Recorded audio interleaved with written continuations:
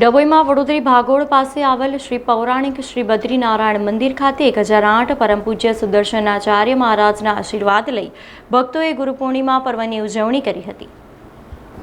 ગુરુ પૂર્ણિમા નિમિત્તે આજે ડભોઈમાં વિવિધ જગ્યાએ ગુરુ પૂર્ણિમા પર્વની ઉજવણી કરવામાં આવી હતી।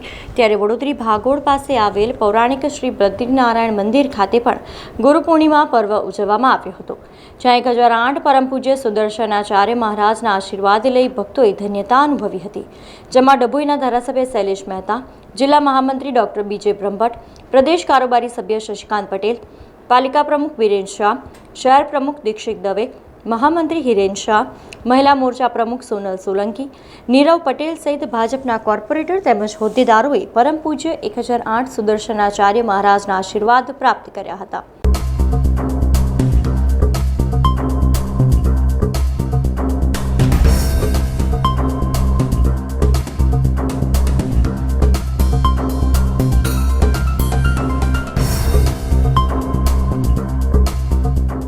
સમાચારોના સતત અપડેટ માટે TNN ન્યૂઝને YouTube પર સબસ્ક્રાઇબ કરી બેલ આઇકોન પ્રેસ કરો અને અમારી સાથે જોડાયેલા રહો Facebook, Instagram અને Twitter ઉપર।